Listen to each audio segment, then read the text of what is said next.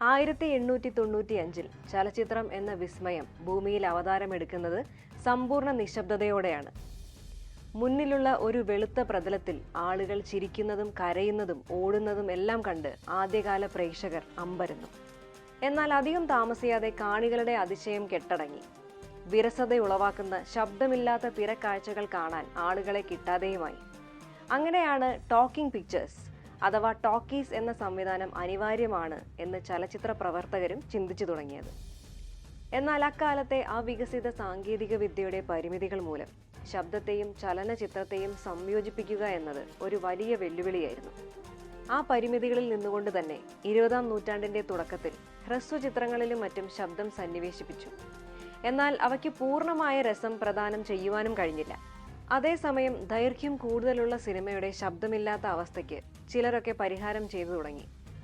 അതായത് സിനിമയുടെ പൊതുപ്രദർശനത്തിന് മുൻപ് ഗായകരെയും വാദ്യോപകരണ വിദഗ്ധരെയും സിനിമ കാണിക്കുക. ഒരു തവണയല്ല, പലതവണ.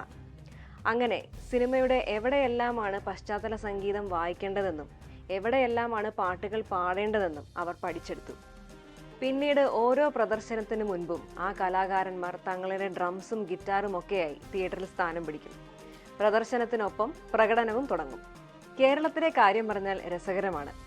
അഭ്രപാളിയിൽ തെളിയുന്ന ചലനചിത്രങ്ങൾക്കൊപ്പം ഇവിടെ കഥ പറയലും ഉണ്ടായിരുന്നത്രേ. എന്നാൽ ആ കഥ പറയലിന് വെള്ളിത്തിരയിലെ കാഴ്ചകളുമായി യാതൊരു ബന്ധവുമില്ലായിരുന്നു എന്നാണ് അക്കാലത്തെ പ്രേക്ഷകരുടെ സാക്ഷ്യം.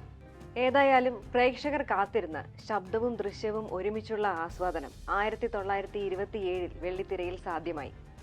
ദ ജാസ് സിംഗർ എന്ന ചിത്രത്തിൽ അൽ ജോൾസൺ എന്ന നടൻ പാടി അഭിനയിച്ചു. അത് കണ്ട് അമേരിക്കക്കാർ അത്ഭുതപ്പെട്ടു. ഇങ്ങനെ അമേരിക്കക്കാരെയും മറ്റും വിസ്മയിപ്പിച്ച സിനിമ ഭാരത മണ്ണിൽ വേരൂന്നിയത് എന്നായിരുന്നു?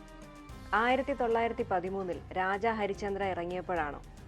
അല്ല, അതിനും മുൻപ് തന്നെ ഇന്ത്യക്കാർക്ക് പ്രവേശനം നിഷേധിക്കപ്പെട്ട നൂറ്റാണ്ടിന്റെ ആ അത്ഭുതം ഭാരതത്തിൽ പ്രദർശിപ്പിക്കപ്പെട്ടു.